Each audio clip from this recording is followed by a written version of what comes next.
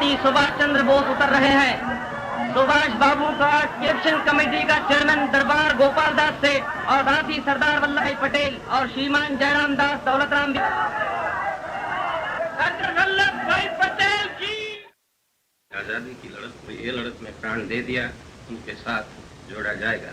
ये नगर का नाम विट्ठल नगर से जाना जाएगा और हम आप लोगों की सबकी ये आशीषते हैं कि हमारा अधिवेशन संपूर्ण सफल हो। राष्ट्रपति सुभाष चंद्र बोस का 51 बैलों का रथ चंद्र बाबू की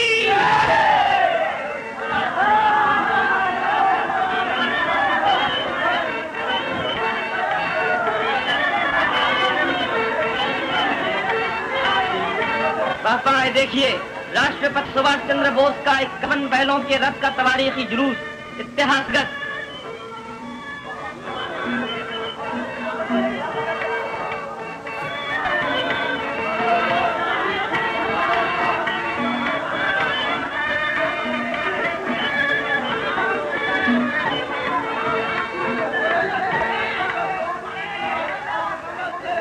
वल्लभ भाई पटेल, श्री भूलभाई देसाई और आचार्य कृपलानी सब्जेक्ट कमेटी में तकरीर के लिए जा रहे हैं। स्वर्गवासी देशभक्त विट्ठल भाई पटेल के पुतले की नक्काशकुशाई राष्ट्रपति कर रहे हैं। दरबार गोपाल दास दिखाई दे रहे हैं। जीवन काल में उनसे ज्यादा परिचय का सौभाग्य मुझे नहीं हुआ था। आप लोगों का शायद आश्चर्य होगा, उनके जीवन का अंतिम समय में वो सौभाग्य मुझे प्राप्त हुआ।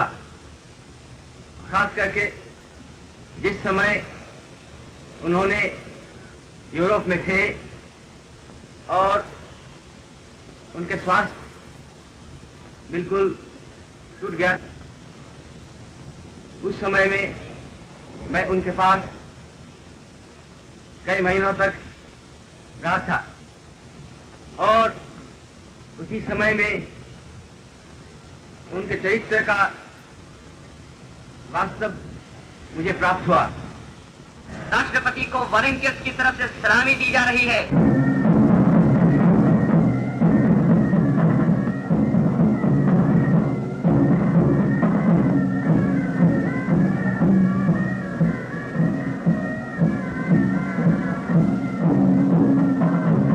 हमारा जो राष्ट्रीय झंडा है, इस झंडा का अर्थ क्या है, झंडा उत्तोलन का उद्देश्य क्या है?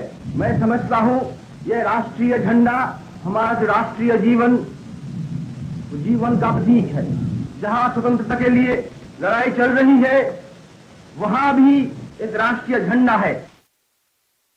इसलिए आज हम लोग दुनिया को दिखलाने चाहते हैं कि अब हिंदुस्तान दिल से, हृदय से स्वराज्य चाहता है और स्वराज्य के लिए तैयार हो गया है।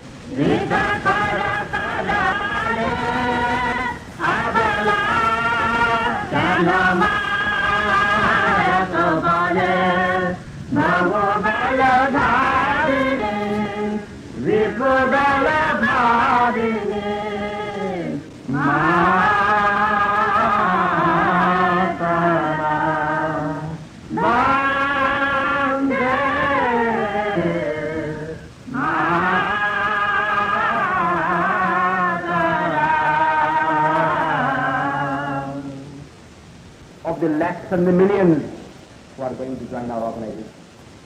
It will require tremendous effort, tremendous organizing ability on our part to make the Congress of the future a strong and a disciplined body of men and women. Millions and millions of arms and workers. On the other hand, we have to come closer together to our brethren in this faith. I am aware that a section of our brethren in the faith are not wholly satisfied with the resolution adopted by the Congress. India is going to be free, and that we who live today are going to play a part in India free. India is going to be free in our own lifetime. There is no doubt about that in my own life. I feel it, and if I may say in all humility, I see it with my own eyes. There is no power on earth keep India enslaved anymore. There is our strength within us. There are events abroad which are helping to shape the destiny of India. Let us believe in India's destiny. और वो ये थी कि जब मसला आणे जी की जो प्रस्ताव था वो पेश हुआ, आप जानते हैं कि पंत जी ने तो स्वीकार किया, इसलिए नहीं कि कोई वो आपके मर्जी के खिलाफ बात करे, बल्कि उनसे ये कहा गया था, ये संदेशा उनको मिला था कि ये बात बहुत सारे खास तौर से हमारे बंगाल के भाई पसंद करेंगे। सब सवाल और बाकी जो सवाल है इनके सामने, ये तो आइंदा साल के लिए भी इसमें कुछ बात है जो आइंदा साल के लिए, तो सब बात देखते हुए मैं तो बहुत अफसोस से ये कहता हूँ कि कोई रास्ता मुझे मालूम नहीं होता है।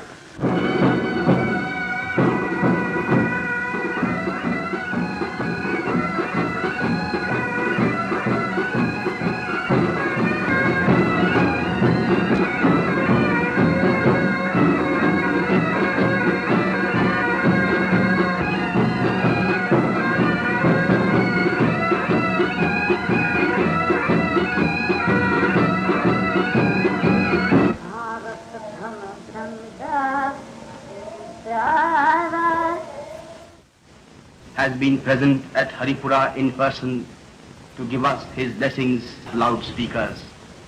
And I do hope that in future we shall make greater use of the film. In conclusion, I beg of you to remember that our mission remains unfulfilled. We have undoubtedly traveled a long way towards the goal of Swaraj, but complete independence has yet to be won. The coming months and years will prove to be a momentous period in our history, pregnant with immense possibilities. Let us therefore resolve to gird up our loins, sink all our differences, stand shoulder to shoulder, and continue our march towards the goal of Purna Swaraj.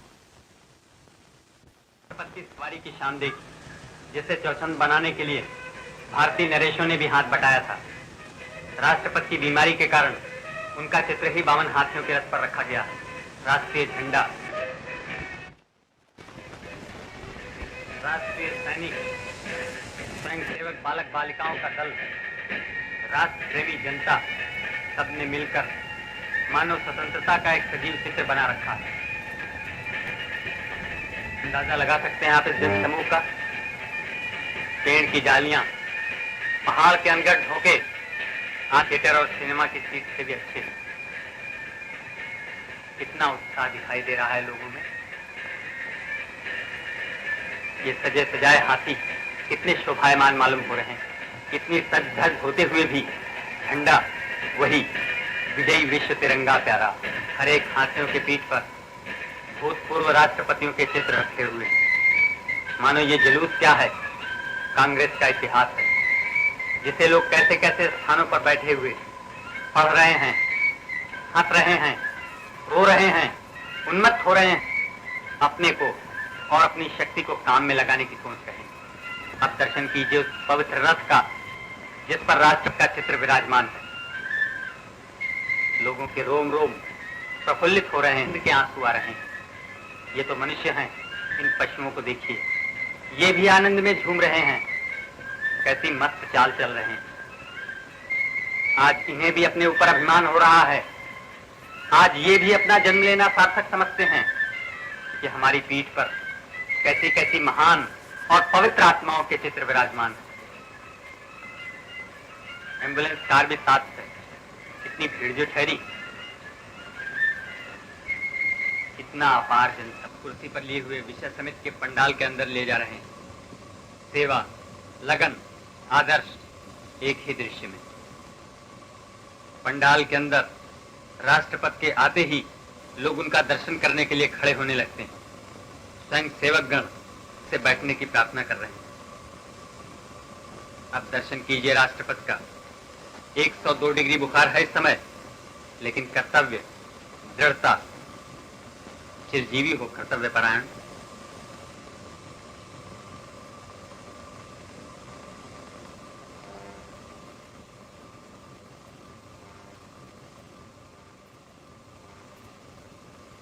Congress के इतिहास में पहला देश working committee के member stage पर न बैठकर जमीन पर ही बैठे हुए हैं।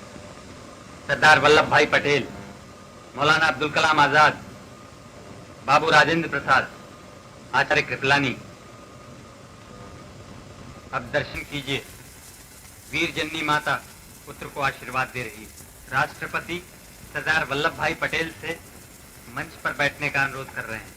राष्ट्रपति के अनुरोध करने पर सरदार वल्लभ भाई पटेल, मौलाना अब्दुल कलाम आजाद, भूला भाई देसाई, आचार्य कृपलानी, डॉक्टर पट्टाभी सीताराम मंच पर जा रहे हैं।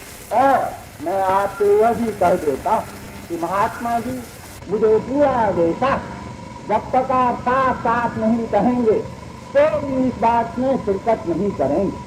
उन्होंने अपने बयान में कहा था, सुभाष बाबू, instead of being president on the sufferance of those whom he calls righteous, is now president elected in a contested election.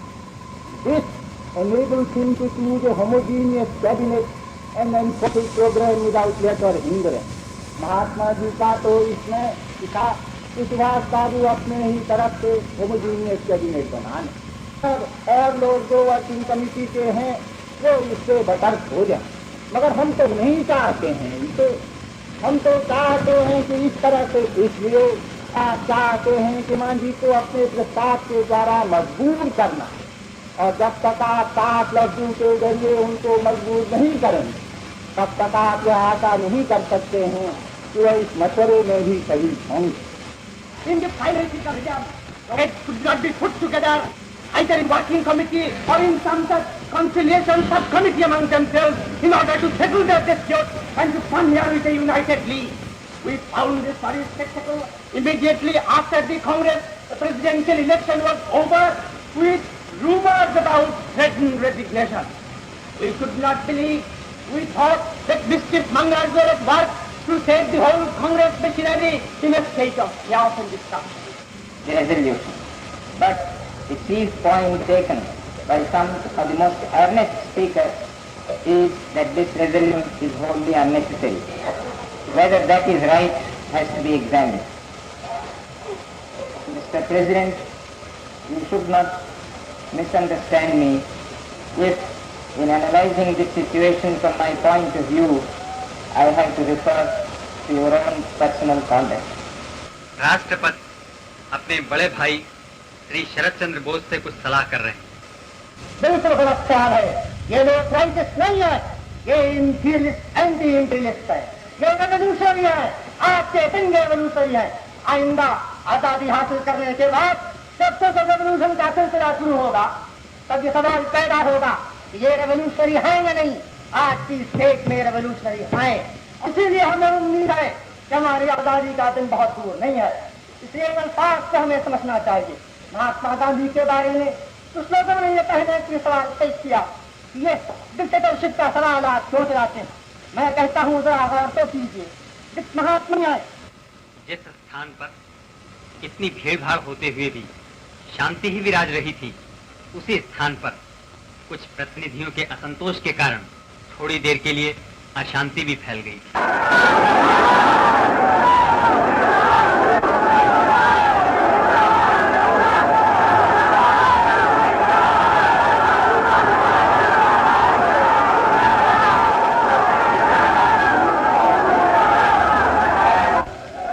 The House is this, he wants to ask the leave of the House to withdraw his resolution. Will you kindly keep quiet? Will you kindly take your seats and allow Mr. Ane to proceed?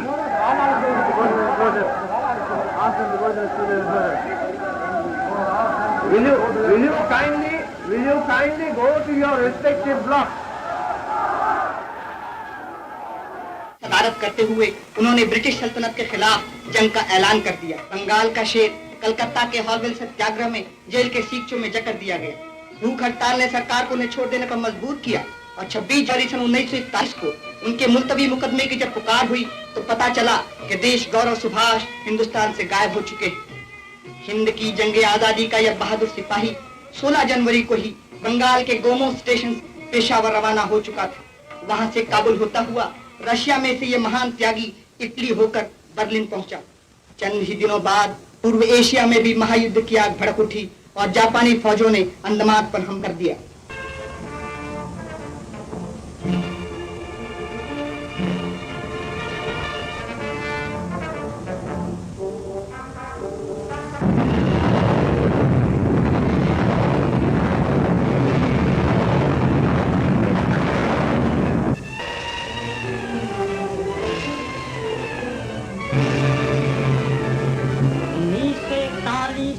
दिसंबर को बृहत्तर पूर्व Asia की जंग हो गई और Asia को Asia वालों का बनाने के लिए तिब्बत फौजें अंग्रेज व अमेरिकानों को उनके एशियाई अड्डों से निकाल देकर 19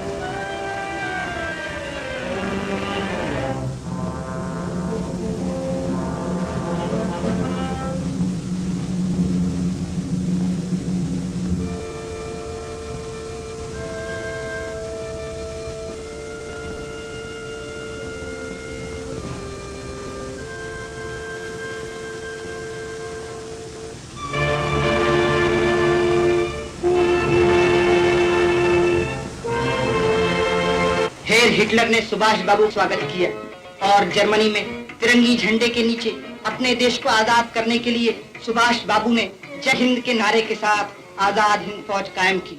हिंदुस्तान के किनारों से दूर उसकी तकदीर को अपनी तदबीर से बदलने की कोशिश की जा रही थी।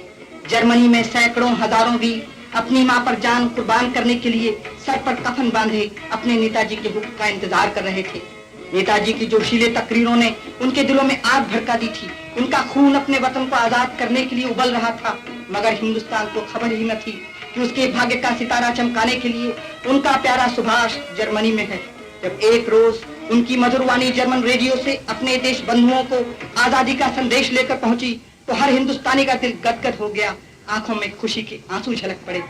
इंडियन इंडिपेंडेंस लीग के सभापति रास बिहारी बोस ने सुभाष बोस को बर्मा आने का निमंत्रण दिया और अपने वतन को मंजिल मकसूद तक पहुंचाने की ये लगन सुभाष बाबू को जर्मनी से सिंगापुर खींच लाई।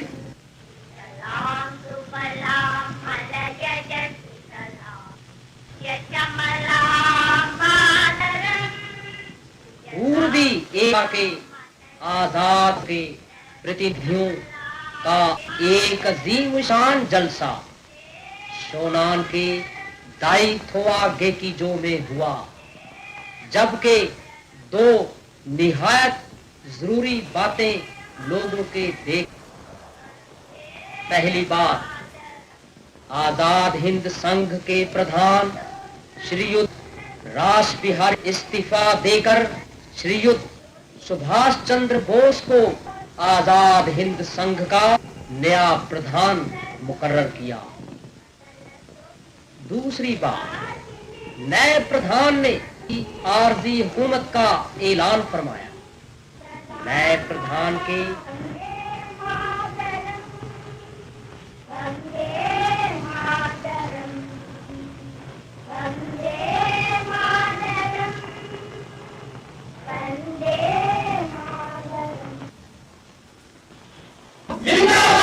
इंकलाब बाबू सुभाष चंद्र बोस की जय, पंडित जवाहरलाल नेहरू की जय, महात्मा गांधी की जय, आजाद हिंद फौज।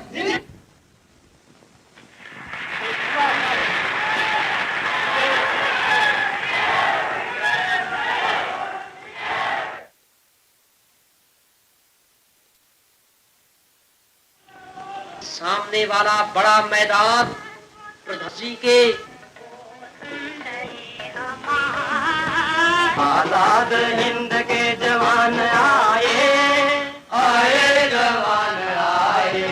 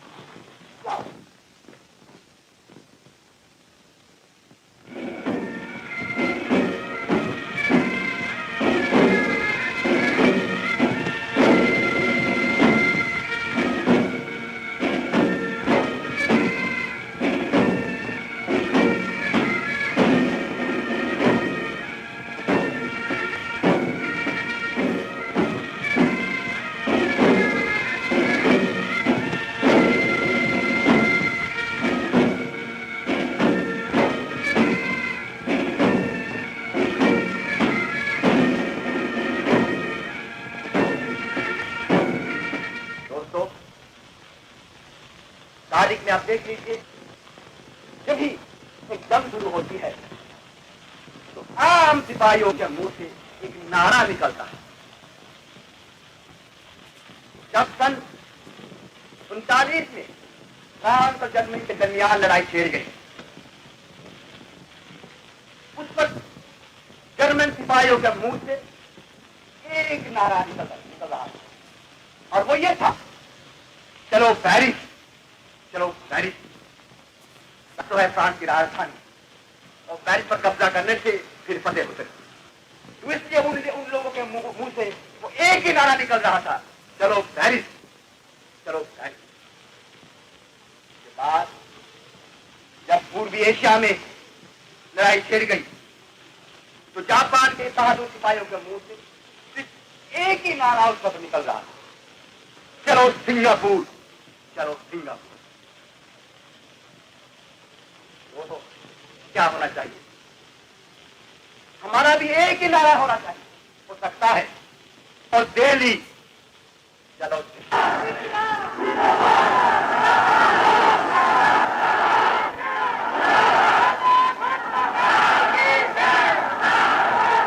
को आजाद करवाए, चलो दिल्ली जवानों आजाद करवाए, चलो दिल्ली के झंडा शान से हम अपना लहराए।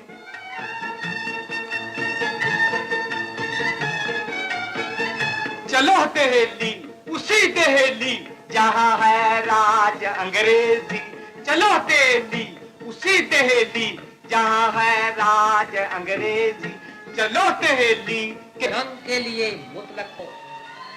प्रधान जी के इस नारा का मतलब ये भी है कि और भी हथियार और मैदान जंग पर जवान आए।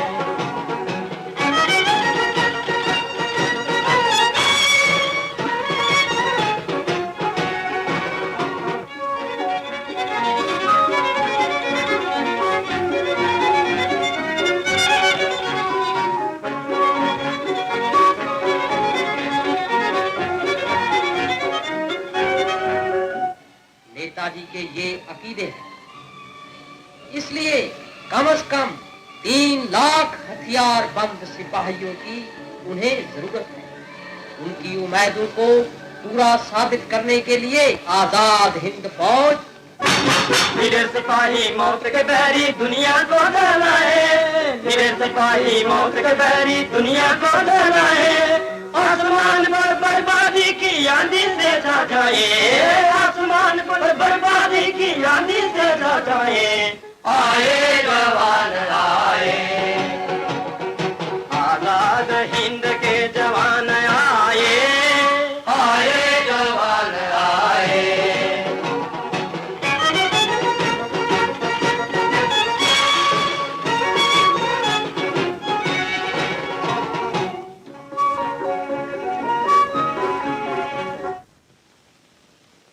नहीं कह सकता था कि ये खून हिंदू का है या मुसलमान का है। वो खून तो भारत के सच्चे सपूतों का खून था और सिर्फ भारत माता की गुलामी की जंजीरों को तोड़ने के लिए बह रहा था। जय हिंद। आप हैं आजाद हिंद फौज के deputy chief of staff colonel Habibur Rahman, Netaji की आखिरी सफर के साथी। देखिए देखिए, ये वही हाथ हैं जिन्होंने हमारे नेताजी के जलते हुए शरीर की आग बुझा। हिंदुस्तान में वापस जाकर मेरे हमवतनों को बता देना कि सुभाष चंद्र अपने जिंदगी के आखिरी दम तक हिंदुस्तान की आज़ादी के लिए लड़ता रहेगा। हिंदुस्तान की आज़ादी का दिन दूर नहीं है। हिंदुस्तान, जय Hind.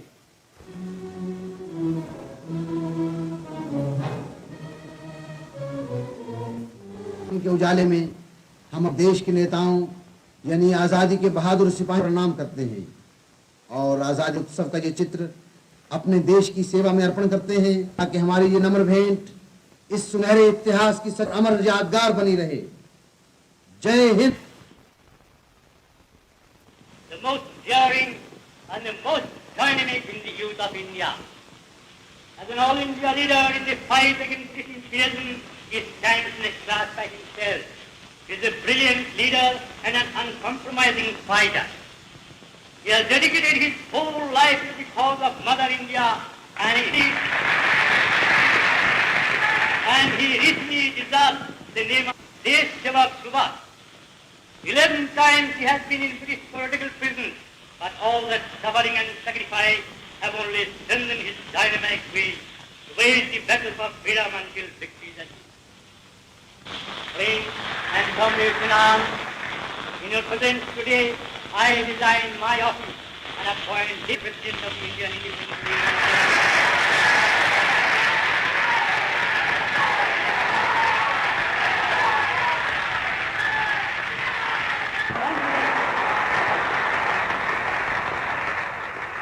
And I am confident that under his leadership, you will march on to battle and to victory. And of course, I will always be by your side during the glory and sufferings of the battle and joy of victory as well. Friends and comrades, the greatest moment in our lives has come. We are on the eve of the most decisive phase of our campaign, and we stand on the threshold of victory. I see the hand of God in the happy and auspicious day in which it is taking shape. So, my friends, have faith in God, have faith in yourself, have faith in our allies, and have faith in their victory, which is India's victory as well. And be ready to plunge yourself in this road. The battle that will lead our sacred motherland to freedom, victory, and growth. Inkılap Zindabad! देश सेवक सुभाष जी की जय, आजाद हिंदुस्तान।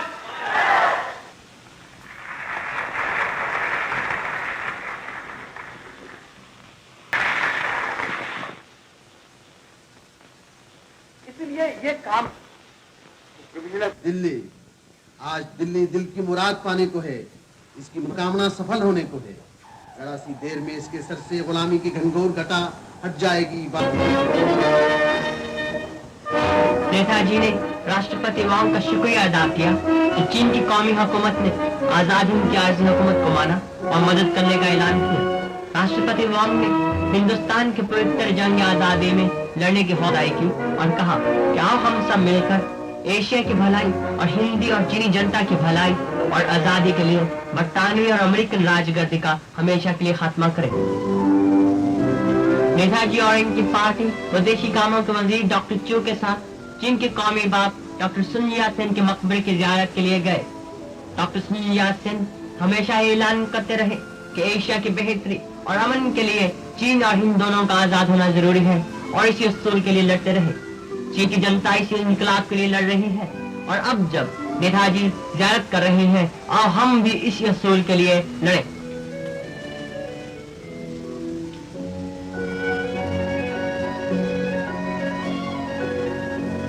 यहाँ खड़े होकर doctor चू ने नेताजी को नैनकिंग की राजधानी के नजारे दिखलाए।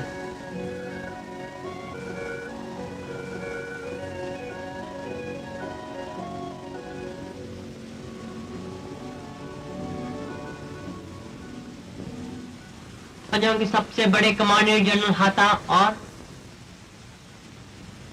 एम्बेसडर तानी नेताजी से मुलाकात करने के लिए आए।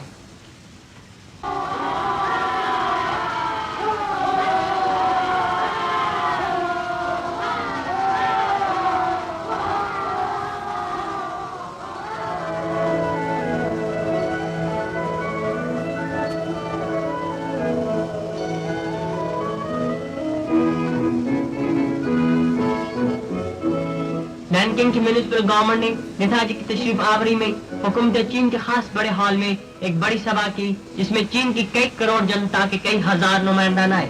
राष्ट्रपति वांग ने नेताजी का इस्तकबाल किया और हाजरीन से मुलाकात कराई। एक पुरजोर तकरीर में नेताजी ने हिंदुस्तान की जंग आजादी में आजाद अपने खून के आखिरी कतरा तक और जीत के दिन तक और बरतानवी और अमेरिकन संग्राम को खत्म करने के लिए लड़ने का यकीन दिलाया। आजाद हिंद जिंदाबाद, नेताजी जिंदाबाद और पूर्वी एशिया की जंग जीत तक लड़ो के नारों में सभा खत्म हुई।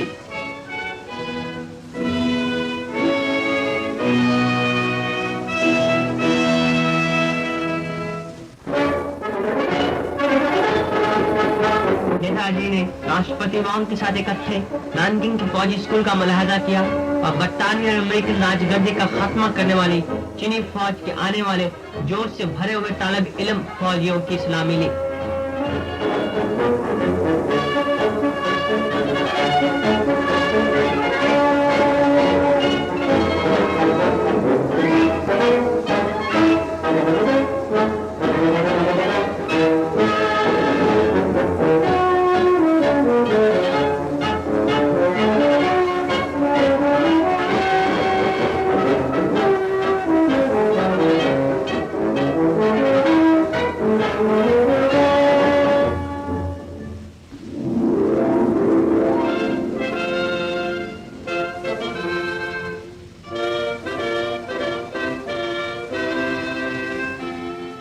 चीन की राजधानी नैनकिंग का दौरा खत्म करने के बाद 21 नवंबर को बजरिया हवाई जहाज नेताजी शंघाई तशरीफ लाए। वो शंघाई जो एक वक्त चीन में बरतानवी और अमेरिकन राजगद्दी का अड्डा यानी मरकज था,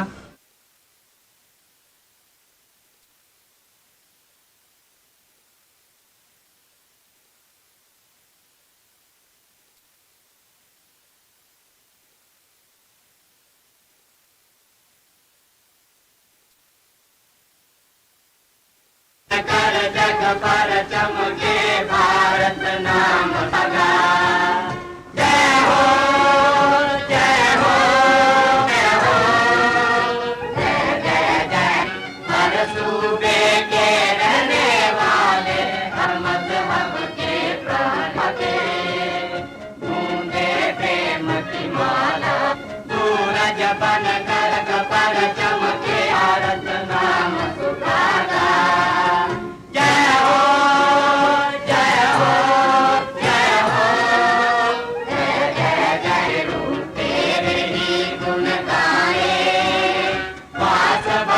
रखा गया।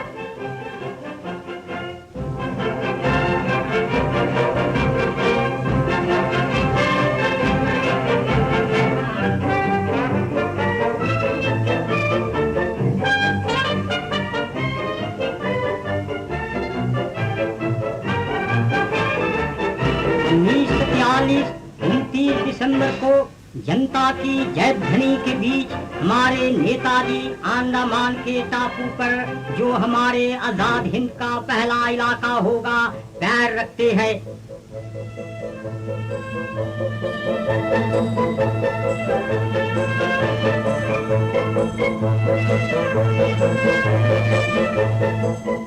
श्रीयुत बोस फौरन निप्पन फौजी हेडक्वार्टर में जाते हैं और महत्व की बातों पर चर्चा की।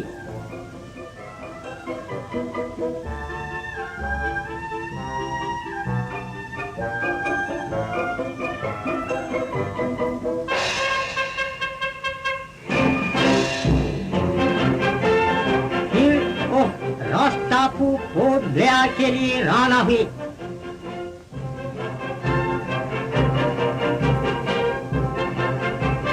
रॉस के टापू पर पहले के चीफ कमिश्नर का सरकारी मकान है, जहां वह नवाब की तरह भोग विलास किया करता था। यही मकान रात के लिए हमारे नेताजी का निवास स्थान बना। दूसरे रोज जनता की सभा हुई।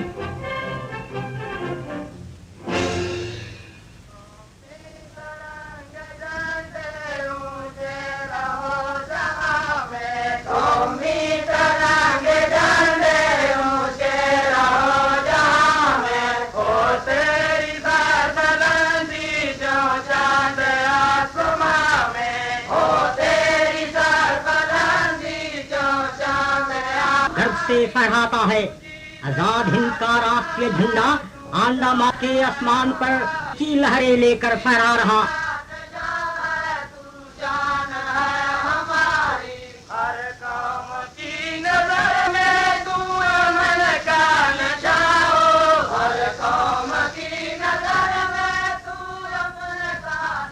फिर नेताजी बोस मंच पर खड़े होते और एक जोशीला व्याख्यान करते हैं जो इस प्रकार है। मैं कभी अंडमान के बारे में एक किताब पढ़ा था। जब मैं उस हिस्से को पहुंचा जहां पोर्ट ब्लेयर का जिक्र था, मुझ पर अंग्रेजी जुल्मबाजी व हमारे आजादी के संग्राम के आपने पायोनियर देश सेवक भाव के गुस्सा मेरी बरोबर ख्वाहिश रही। अब मेरी ख्वाहिश पूरी है और आप हिंदुस्तान में पहले आजाद हिंदुस्तानी हो।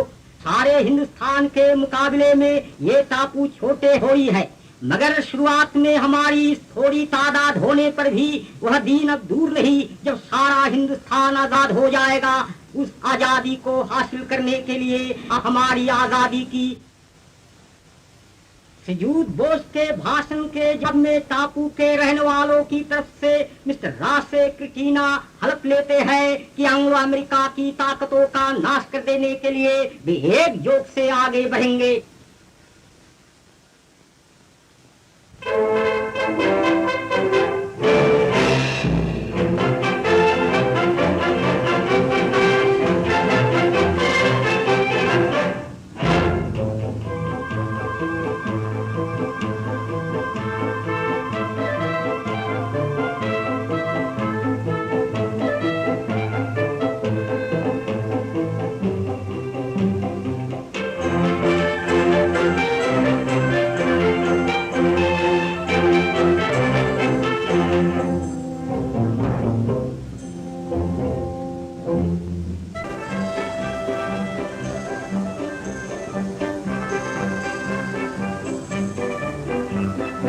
अंडमान में मुक्ति व सुख का जमाना शुरू हो गया।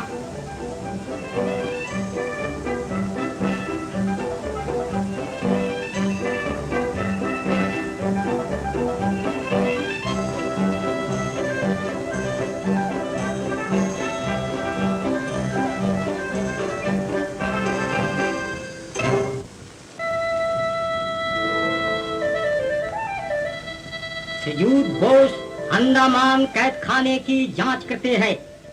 निप्पन फौजों के आने के पहले यहाँ से कई 300 प्रमुख राजबंदियों को अंग्रेज हिंदुस्तान में ले गए। जब वो सुनेंगे कि आजाद हिंद का यहाँ फहरा दिया गया, उनकी क्या भावना होगी।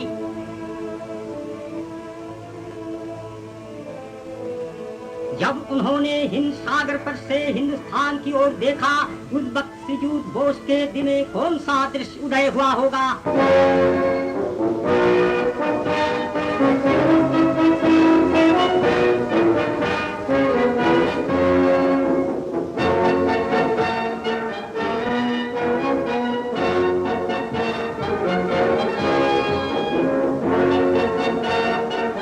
क्योंकि बड़े पूर्वी कौमों की सभा में हिस्सा लेने के बाद चीन की कौमी हुकूमत के राष्ट्रपति होंगचिंग वेजी दावत को कबूल करते हुए आजाद हिंद की आर्थिक हुकूमत के राष्ट्रपति नेताजी बजरिया हवाई जहाज अपनी पार्टी समेत 17 नवंबर को चीन की राजधानी नानकिंग में तशरीफ लाए। राष्ट्रपति वांग, विदेशी कामों के वजीर डॉक्टर चिव और दीगर बड़े चीनी अफसरान हवाई अड्डा पर आए हुए थे। जहाज से उतरने पर नेताजी ने राष्ट्रपति वांग के साथ हाथ मिलाया।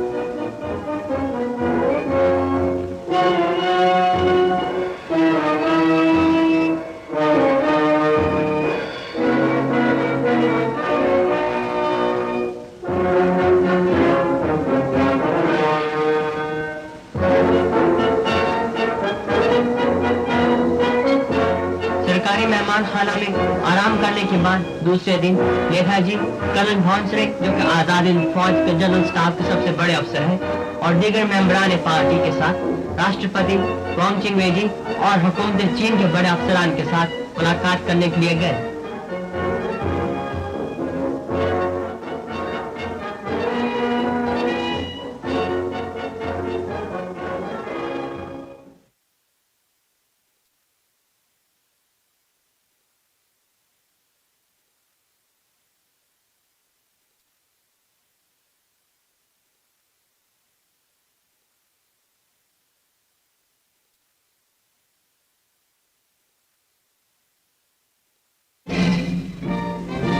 उनकी जहाज इस धूप पर नेताजी एडमिरल योशिदा से मिले और आपसे हाथ मिलाए।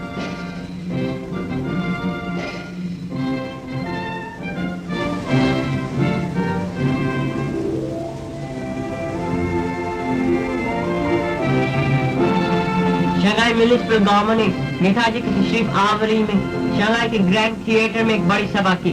मेयर चेंगकुंग ने इब्तदाई तकरीर में आपका स्वागत किया और हाजिरीन से मिलाया। एक जोश दिलाने वाली तकरीर में कि जैसा शंघाई बरतानवी और अमेरिकन राजगद्दी से आजाद होकर एक हो चुका है,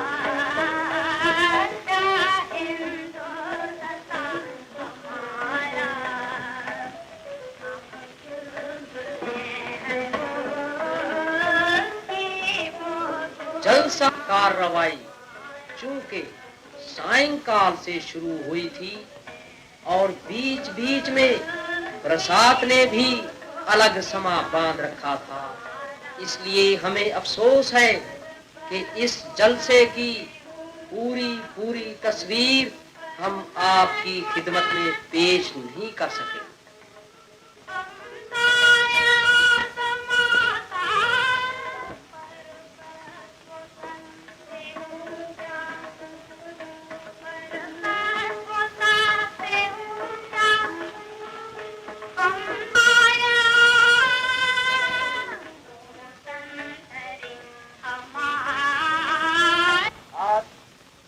मेरी जिंदगी सबसे बड़ा फख्र का दिन है। आज खुदा ने मुझे मौका कि मैं दुनिया के सामने खुल्लम खुल्ला ऐलान कर सकूं कि आजाद हिंद फौज अब बिल्कुल तैयार है।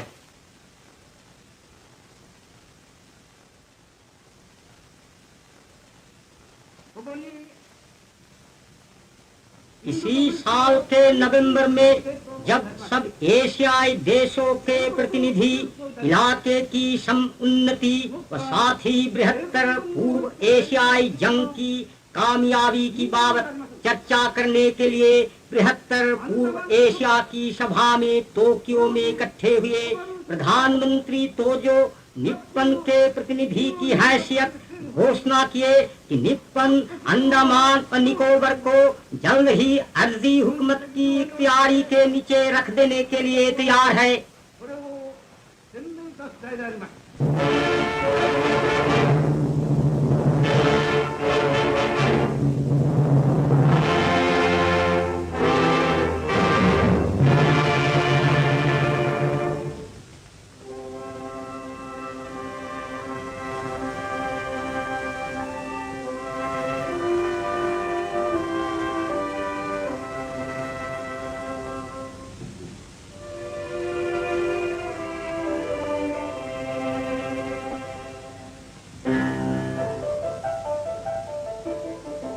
अंडमान निकोबार के साथ मालय पेनिनसुला की समरेखा में हिंद सागर में उत्तर से दक्षिण की ओर बसा हुआ है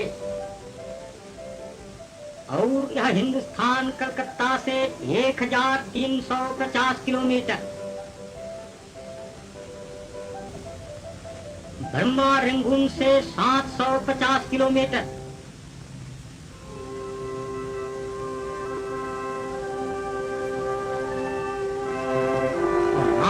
सोनान से 1600 किलोमीटर की दूरी पर है।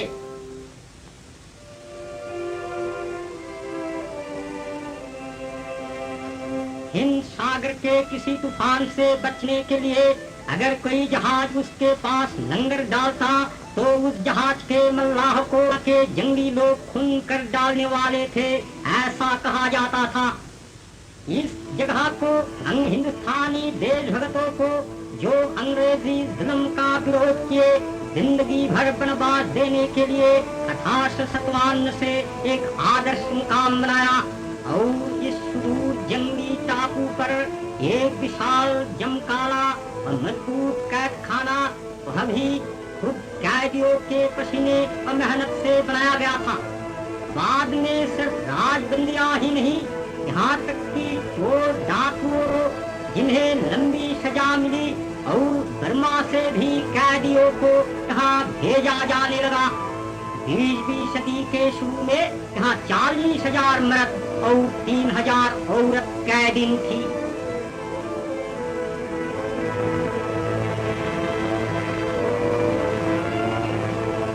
सजा घर लौटने की इजाजत न थी, पर इसी टापू के अंदर ही दर्दनाक कठिनाइयों से लड़ते हुए उनको अपनी जिंदगी बितानी पड़ती थी।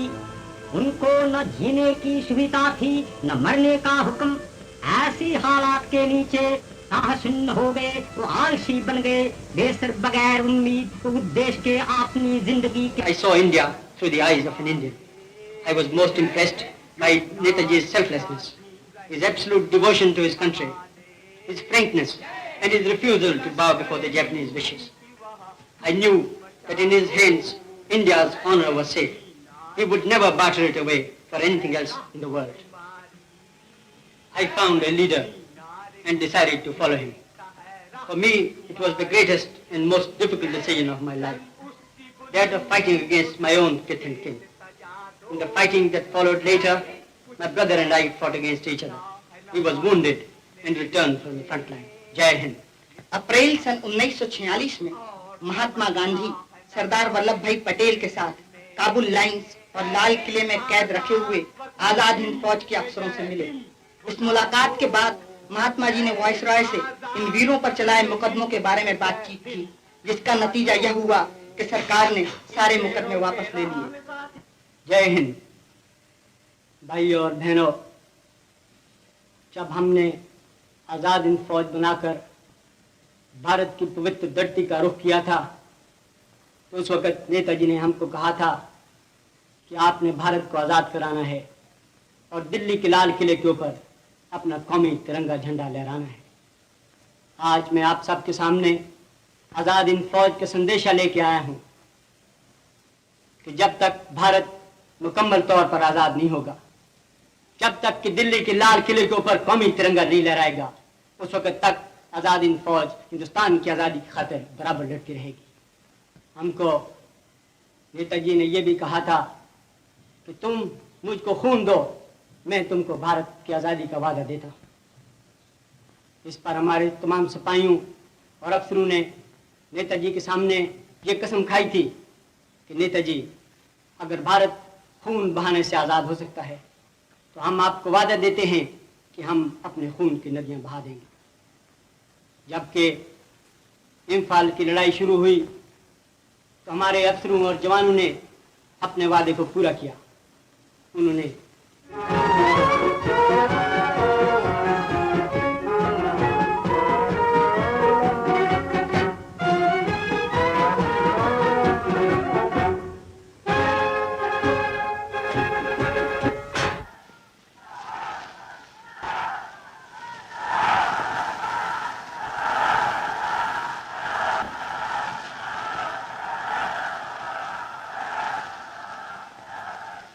साथियों, आखिर में मैं खुदा से दुआ मांगता हूं कि वो हमारी फौज को आशीर्वाद दे और आने वाली सख्त लड़ाई में पूरी पूरी फतेह बख्शे।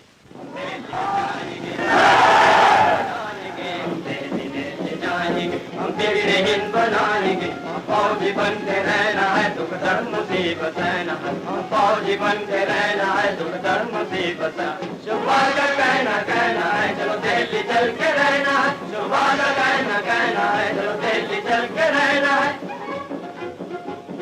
दिल्ली दिल्ली जाएंगे, हम बिगड़ी हिंद बनाएंगे, हम दिल्ली दिल्ली जाएंगे, हम बिगड़ी हिंद बनाएंगे, हम गोली खा के झूमेंगे, हम मौत को बढ़कर झूमेंगे, हम गोली खा के झूमेंगे, हम मौत को बढ़कर झूमेंगे। वाले बन आजादी के हम दरिया जंगल घूमेंगे, वाले बन आजादी दरिया जंगल घूमेंगे। जाएंगे, हम बिगड़े हिंद बने, हम दिल्ली जाएंगे, हम बिगड़े हिंद बनाएंगे। शाबाश हमारा हादी है, प्यारी साथी है, शाबाश हमारा हादी है, और रात प्यारी साथी है। फिर कैसा खतरा बाकी है, खुदा हमारा साथ, फिर कैसा खतरा बाकी है, खुदा हमारा साथी है। दिल्ली जाएंगे, हम बिगड़े हिंद बनाएंगे, हम दिल्ली। आखिर में मैं फिर कहना चाहता हूँ, मुझे खुशी और फख्र हुआ कि हिंदुस्तान की आजाद फौज और लड़ने के लिए, जान देने के लिए, खून बहाने के लिए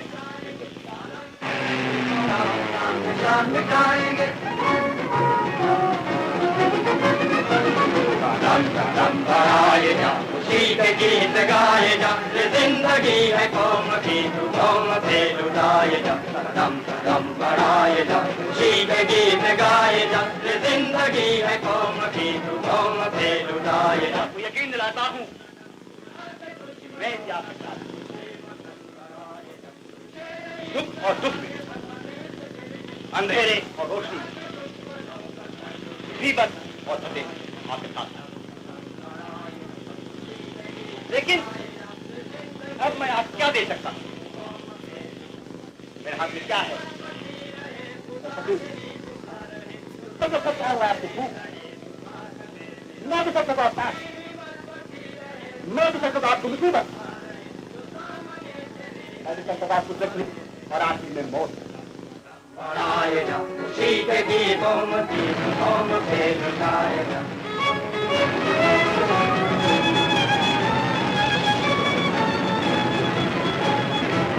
चलो दिल्ली पुकार के पास होता है।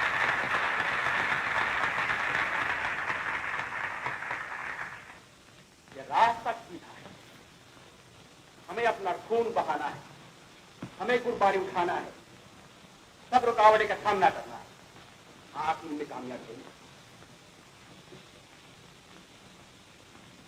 इस रास्ते में हम क्या देखें?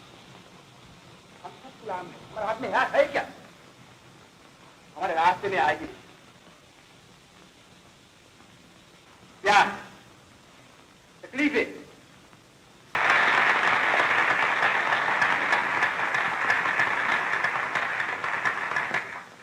दोस्तों, इसलिए आखिर में आप नए प्रधान की इज्जत अफजाई अपने देश ने किया, उस काम को संसद भर में अब भारत तैयार हुआ है। हमारे आजादी की मांग के तमाम हिंदुस्तानियों के जोश और खुशी का ठिकाना न था।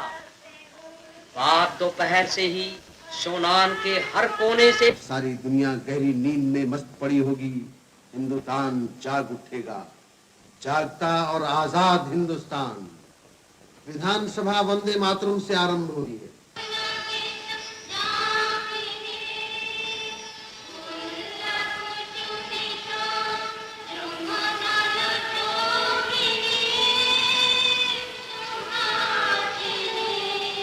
विधानसभा के प्रमुख त्याग मूर्ति बाबू राजेंद्र प्रसाद तकरीर कर रहे हैं। कहते हैं कि हम अपनी श्रद्धा और भक्ति का उपहार महात्मा गांधी को भी भेंट करें। 30 वर्षों से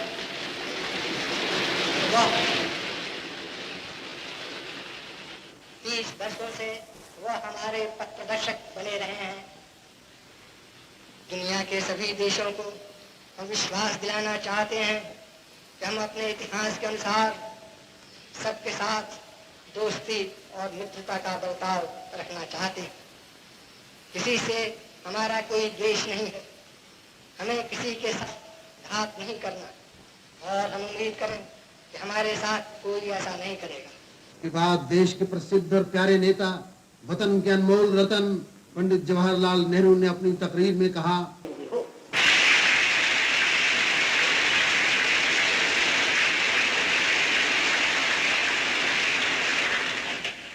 जनाब चौधरी खलीकुज़्ज़मान पंडित जी की तारीफ करते हैं। ठीक 12 बजे शंख ध्वनि घंटे घड़ियाल की नाद के साथ हिंदुस्तान आजाद हो गया।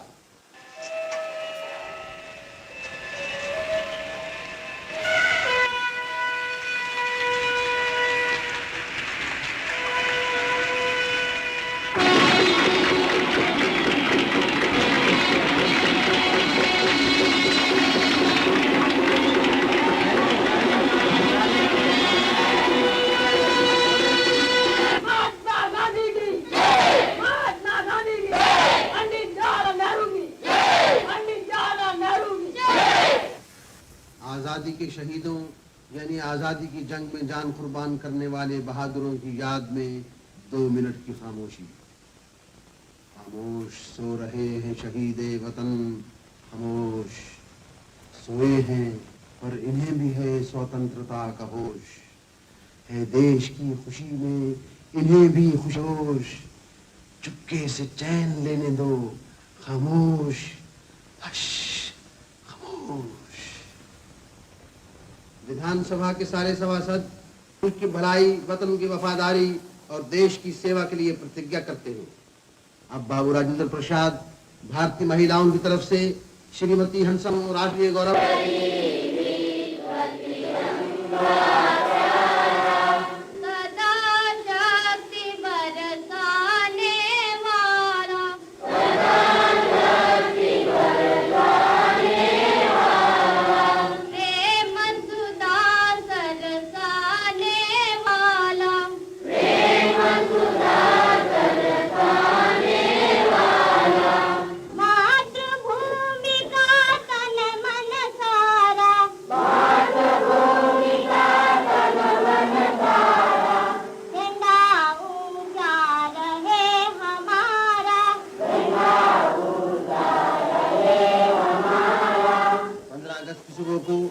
म्युनिसिपल कॉर्पोरेशन के मेयर श्री सभावाला ने कॉर्पोरेशन बिल्डिंग पर झंडा फहराया। इसके बाद विधानसभा ये फैसला करती है कि लॉर्ड को हिंदुस्तान का गवर्नर जनरल मुकर्रर किया जाए। 15 अगस्त आजादी की पहली सुबह, यह है वायसराय भवन, जहां आज तक अंग्रेजी सरकार का वायसराय हुकूमत करता था, वहां इस घड़ी जनता की सरकार बन रही है। लॉर्ड माउंटबेटन अंग्रेजी हुकूमत के आखिरी वायसराय आज हमारी अपनी हुकूमत के पहले गवर्नर जनरल मुकर्रर हुए हैं। और हमारे सब प्रधानों के सामने फेडरल कोर्ट के चीफ जस्टिस न्यायमूर्ति श्री हरिलाल कन्या के हाथों देश सेवा की शपथ लेते हैं।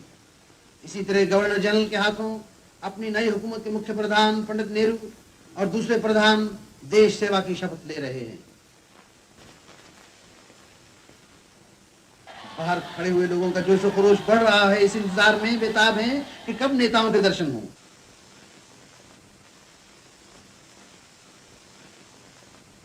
आप हैं स्वतंत्र भारत के पहले प्रधान। कांग्रेस के अधिवेशन नेताओं ने स्वतंत्रता दिवस की पुण्य स्मृति को अनंत काल तक जीवित रखने के लिए घोषणा की थी कि भविष्य में 26 जनवरी के स्मरणीय दिवस को प्रथम स्वतंत्रता दिवस मनाया जाएगा, और इसी अधिवेशन में पूर्ण स्वतंत्रता का प्रस्ताव पास किया गया था। 25 जनवरी को विधान परिषद ने एकमत होकर भारतीय गणराज्य के प्रथम राष्ट्रपति के पद के लिए डॉक्टर राजेंद्र प्रसाद को चुना, और नए विधान को विधान परिषद के सदस्यों ने बहुमत से मान लिया।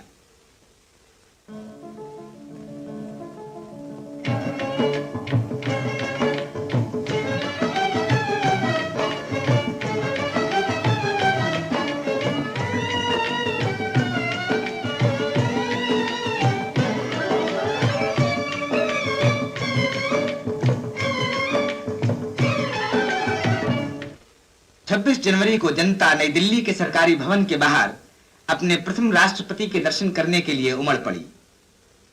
उधर देश के बड़े बड़े नेता और विदेशी राजनीतिक प्रतिनिधि दरबार भवन में नए राष्ट्रपति को सम्मान देने के लिए पधारे। निश्चित समय पर बाबू राजेंद्र प्रसाद भारत के गवर्नर जनरल श्री राजगोपालाचारी के साथ दरबार हॉल में पधारे। दरबार हॉल में उपस्थित विदेशी राजदूत, मंत्रीगण और पार्लियामेंट के मेंबरों ने खड़े होकर इनका अभिवादन किया।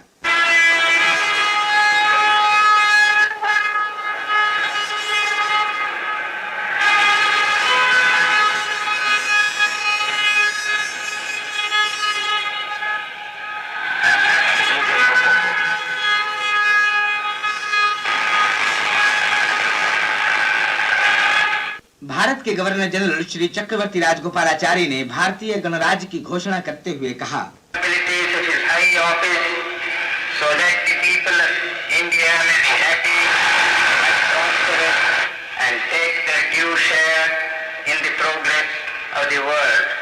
इसके बाद उन्होंने डॉक्टर राजेंद्र प्रसाद से राष्ट्रपति के सिंहासन पर विराजने का आग्रह किया। राजेंद्र बाबू ने मुख्य न्यायाधीश के सामने भारतीय गणराज्य के राष्ट्रपति के पद की शपथ ली।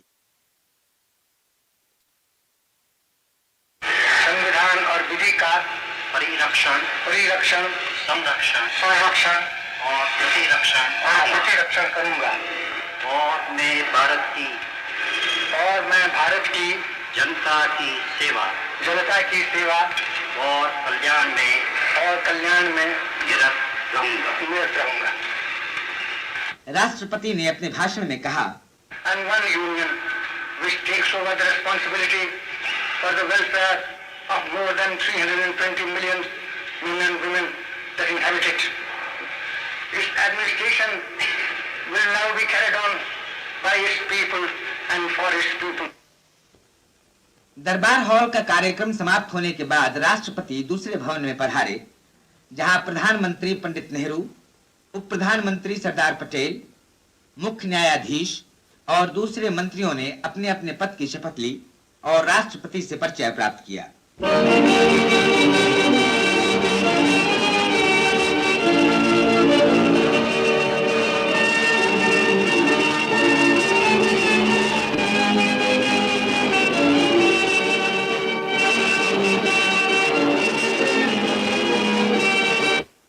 उसी दिन लगभग 2:30 बजे दिन में भारतीय गणराज्य के प्रथम राष्ट्रपति सरकारी भवन से 6 घोड़ों की गाड़ी में सवार होकर इरविन स्टेडियम के लिए रवाना हुए। जनता लाखों की संख्या में उनके दर्शन के लिए एकत्रित थी। जिस जिस रास्ते से राष्ट्रपति की सवारी गुजरी, वहां सड़कों के दोनों तरफ जनता के ठट लगे हुए थे।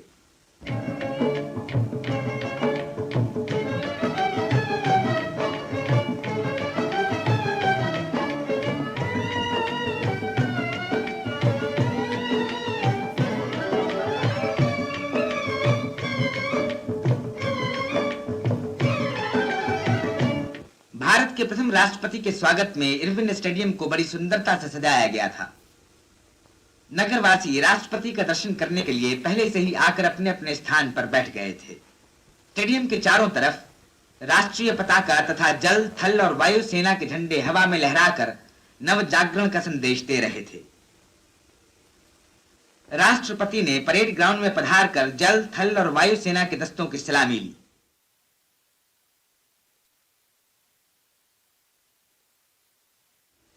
उसी समय आकाश में हवाई जहाजों की एक टुकड़ी राष्ट्रपति को मान देती हुई स्टेडियम के ऊपर से गुजरी।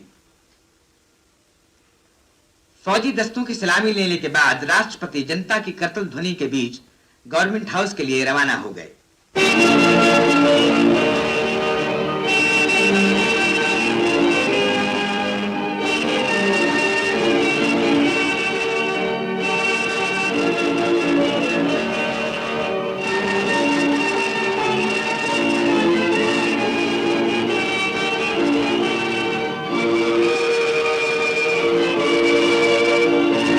इसी दिन रात को नगर में मशालों की रोशनी में एक जुलूस निकाला गया। इस जुलूस में देश के बड़े बड़े नेताओं के चित्र बड़ी सजावट के साथ निकाले गए।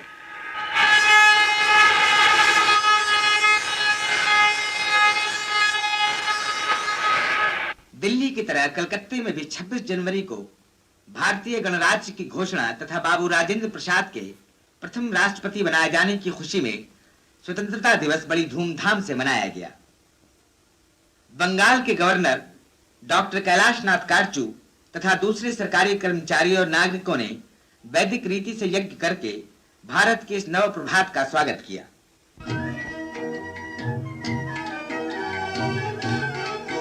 इसी प्रकार बंबई में भी बंबई के गवर्नर अपने पद की शपथ लेने के लिए लेडी महाराज सिंह के साथ टाउन हॉल में पधारे। 26 जनवरी के दिन संपूर्ण प्रभुत्व संपन्न लोकतंत्रात्मक गणराज्य के उपलक्ष्य में समारोह मनाया गया। राजा सर महाराज सिंह ने प्रमुख न्यायाधीश के सामने अपने पद की शपथ ली।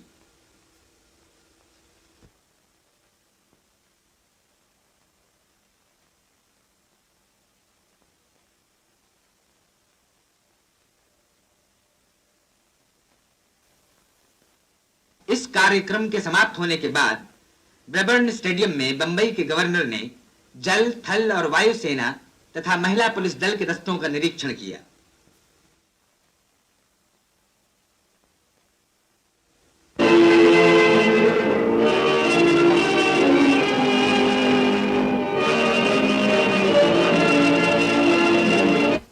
ये वो दिन है जब संसार के स्वतंत्रता प्रेमी राष्ट्रों में प्रजातंत्र भारत ने एक बार अपना गौरवपूर्ण स्थान प्राप्त किया है। इसी दिन शाम को चौपाटी के मैदान में एक सार्वजनिक सभा हुई। सरदार पटेल की जय जय।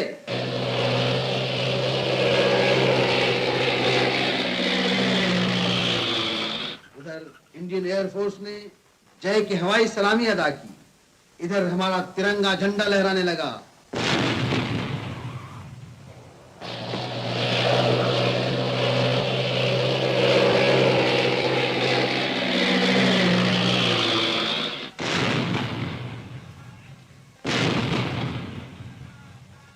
जय जय जय हिंद। अब लोगों की उमंग और खुशी मस्ती की हद से पार हो गई। और क्यों ना हो, आज तो अपना ही दिन है और सब कुछ अपना। हुकूमत अपनी, झंडा अपना, सड़कें अपनी, दरख्त अपने, छतें अपनी, नेहरू जी अपने और लॉर्ड और लेडी माउंटबेटन भी अपने और उनकी गाड़ी भी अपनी है। जब तो बैठ गए हम डटकर जी के सहारे, वरना गए वक्तों में हमारी शामत आई थी जो ऐसी बेतकल्लुफी कर बैठते। उधर गवर्नर जनरल गवर्नमेंट हाउस को लौटे। इधर लोग खुशी और मस्ती की उसी तरंग में रंगरलियां मनाते, रोशनी और आतिशबाजी का लुत्फ उठाने लगे। देखो देखो, आजादी की वो फुलझड़ियां फूटी हैं। अब दौर गुलामी दूर हुआ, जंजीर की कड़ियां टूटी हैं।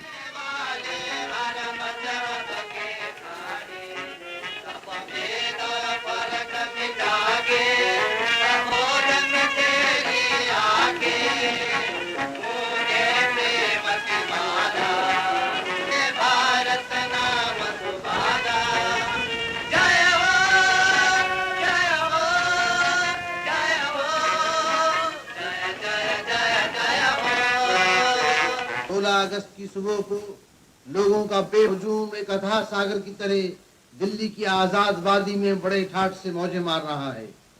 आजाद इंसानों के झुंड लाल किले पर नजरें जमाए एक पहचानी हुई आवाज पे कान लगाए बैठे हैं। लोगों की आंखों का मरकज है उनका अपना तिरंगा झंडा, जो पंडित नेहरू ने अपने मुबारक हाथों से फहराया और नेताजी को भी खुशउस्लूबी, सफाई और सच्चाई के साथ खत्म करके अब बंबई आए हैं। ये लीजिए, लॉर्ड और लेडी माउंटबेटन जनरल ऑफनलेक के साथ बैलेट फेयर पर आ पहुंचे ताकि अंग्रेजी हुकूमत ने जो हिंदुस्तान छोड़ने का वादा किया था उसे पूरा करें, क्योंकि इसी वादा वफाई से हिंदुस्तान और इंग्लिस्तान के दरमियान मित्रता का संबंध कायम रहेगा। इस वक्त लॉर्ड माउंटबेटन इंग्लिस्तान के आखिरी वायसराय और हिंदुस्तान के पहले गवर्नर की हैसियत से विलायत जाने वाले जॉर्जिक जहाज के फौजी मुसाफिरों यानी 5000 अंग्रेजी फौज और उनके अफसरों को विदा कर रहे हैं। अब रुखसत होने वाली फौज अपने पुराने और उनकी मोहब्बत भरी तकरीर सुनने के इंतजार में है। पैटर्न के मुखारबिंद से निकली उसी महात्मा की क्विट इंडिया का अनोखा और नया तजर्बा आज कामयाब साबित हुआ। उड़ा दी फौजें क्विट इंडिया की शीतल शांत आंधी ने, वो तोपों से अधिक निकले कहे जो शब्द गांधी ने। आइए अब हम आपको मुंबई की 3 रोजा धूमधाम के आलीशान नजारे दिखाएं। 14 अगस्त को आधी रात से पहले कांग्रेस हाउस में देश की भलाई के लिए प्रार्थनाएं हो रही हैं, दुआएं मांगी जा रही हैं। ठीक 12 बजे श्री एस पाटिल झंडा वंदन की रस्म अदा करते हैं। इसी तरह मुंबई के मुख्य प्रधान श्री बाला साहब खेर ने सेक्रेटेरिएट पर झंडा फहराया। निशान चक्र है अपना, निशान आजादी, लहक रही है फरेरे में जान आजादी।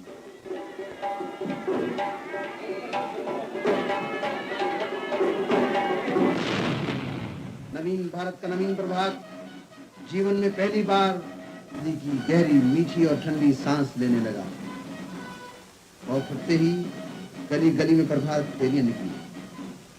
काश कि ये पौधा आजादी की हवा से फले फूले, इसके फूलों में स्वतंत्रता की सुबास और फलों में एकता का अमृत रस पैदा हो। अब मुख्य प्रधान और गृह प्रधान श्री मुरारजी देसाई ब्रेबोर्न स्टेट में होम गार्ड्स की सलामी ले रहे हैं।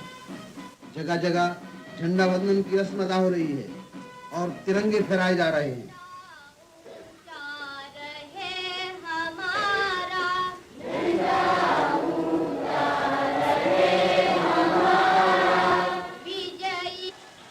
साथ साथ हैं सिपहसालार आज़ादी सरदार मुल्क वतन सरदार वल्लभ भाई पटेल, त्याग मूर्ति बाबू राजेंद्र प्रसाद, आज़ादी और वतन के मुहाफिज खास फ़ख्र मुल्क फ़िदाए कौम मौलाना अबुल कलाम आज़ाद, और हमारे दूसरे सारे प्रधान, और आप हैं हमारे सरसेनापति जनरल ऑफनले। आपके प्यारे पंडित जी हिंदुस्तान के पहले गवर्नर जनरल के स्वागत की तैयारियों के लिए असेंबली हॉल को जा रहे हैं।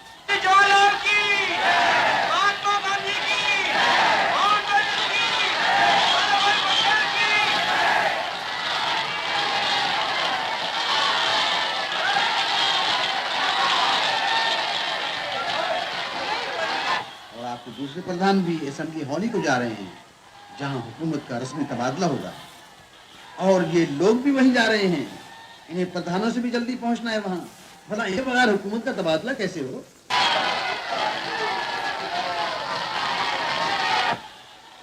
वाइसराय भवन से लॉर्ड और लेडी माउंटबेटन की सवारी भी वहीं जा रही है। आज तक हिंदुस्तान में किसी जगह किसी अंग्रेज का ऐसा स्वागत नहीं हुआ।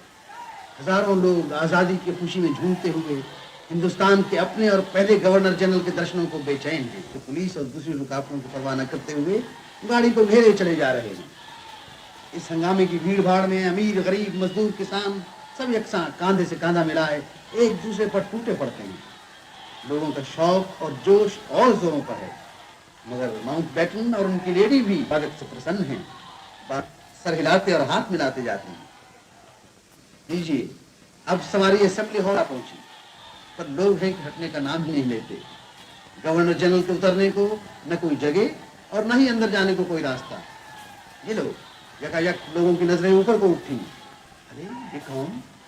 जनता के नेता जवाहरलाल जी। देखा जो अपने नेता रुक गए, नेता का हुक्म सुनते ही सर उनके झुक गए और गवर्नर जनरल को अंदर जाने के लिए रास्ता दे दिया।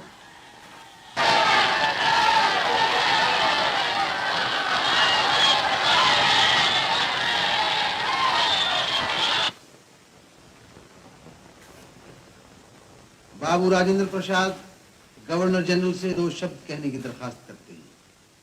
Governor general the king of England का आजादी की मुबारकबादी का संदेश अब पढ़कर सुनाते हैं।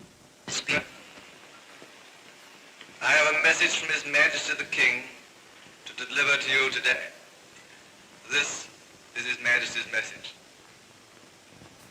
On this historic day, when India takes her place as a free and independent dominion in the British Commonwealth of Nations, I send you all my greetings and heartfelt wishes. Freedom-loving people everywhere will wish to share in your celebrations. Governor general अपनी तकरीर में कहते हैं, आज से मुझे भी अपना ही समझिए। From today, I am your constitutional Governor General. And I would ask you to regard me as one of yourselves.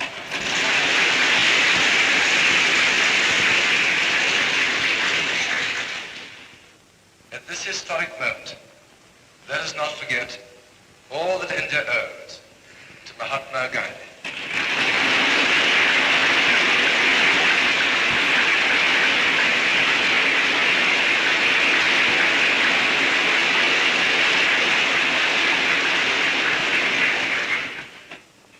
Architect of her freedom through non-violence. अब बाबू राजेंद्र गवर्नर जनरल से असेंबली हॉल के ऊपर अपने देश का जाने की दरखास्त करते हैं। गवर्नर जनरल ने जो ही बटन दबाया, असेंबली हॉल के ऊपर अपना तिरंगा झंडा लहराने लगा।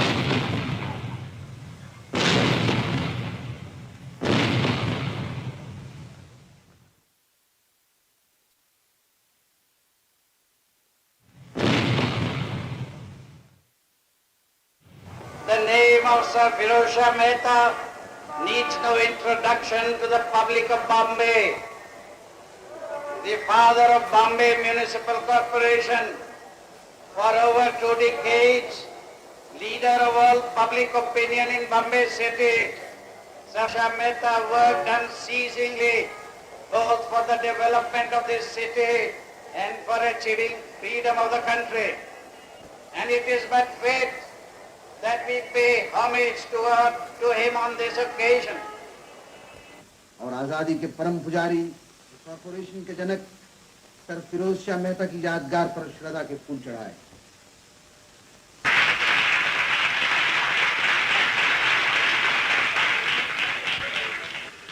लोकमान्य तिलक की यादगार पर फूल। स्वराज हमारा जन्म सिद्ध हक है। उद्योग वीर जमशेद जी टाटा।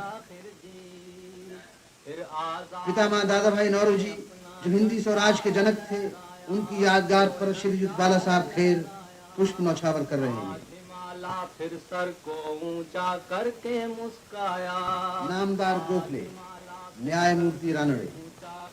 तीसरे पहर को ग्वालियर टैंक मैदान से एक शानदार जुलूस कई मील लंबा, जिसमें लाखों नागरिक शरीक हैं, शहर से गुजर रहा है। दाग गुलामी का धोया है अपना खून बहा के, ओ अपना खून बहा के।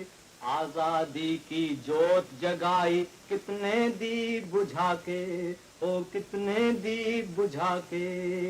यूं ही कब चमका है अंधियारे में आस का तारा, ये मोती ढूंढा है हमने लाखों लाल गंवा के रे। झूम झूम के नाचो आज, नाचो आज, गाओ मन के गीत। नेताजी के बेकल मन को आखिर चैन मिला है। टीपू सुल्तान के सीने का आखिर जख्म सिला है। जिसके गुंचे गुंचे को संगीने छेद गई थी, फिर वो रौंदा कुचला जलियां वाला बाग खिला है रे। झूम झूम के नाचो आज, नाचो आज, गाओ मन के गीत। धन्य धन्य ऐ गांधी ऐ भारत माता के प्यारे, धन्य धन्य ऐ जवाहिर ऐ भारत के राज दुलारे। आज अहिंसा के आगे हर ताकत का, आज तुम्हारे गुण गाते हैं सूरज चांद सितारे रे। झूम झूम के नाचो आज, नाचो आज, गाओ मन के गीत। आज इन सुंदर खेतों में भूख। शाम को बम्बई के गवर्नर सर जॉन कॉलविल और मुख्य प्रधान श्रीयुत खेर ओवल मैदान में तशरीफ लाए। शानदार जुलूस भी साथ साथ आ पहुंचा। गवर्नर कॉलविल और श्रीयुत खेर देश सेवा की प्रतिज्ञा और राष्ट्रीय झंडे की सलामी के बाद फौजी परेड का मुआयना करते हैं। ये दौलत है सारी कौम की पूंजी, किसी के आगे कोई दामन ना। रात को बंबई के मेयर श्रीयुत सभावाला ने कॉरपोरेशन हॉल में प्रधानों को एक पुरतकल्लुफ दावत दी। 14 अगस्त को आधी रात के वक्त श्रीयुत बाला साहब खेर ने जो जादू असर और जोशीली तकरीर की थी, उसके दिल में उतर जाने वाले शब्द सुनिए। फरमाते हैं, उस आजादी के लिए हमारे भारत के सर्वनिवासी और समर्थ बनाओ। भारत का आज तक का इतिहास बहुत ही उज्जवल है। दुनिया में तलवार से भारत ने आज तक किसी को कत्ल नहीं किया। अपने देश के अंदर शांति और अमन के साथ सब लोग रहे। जो काम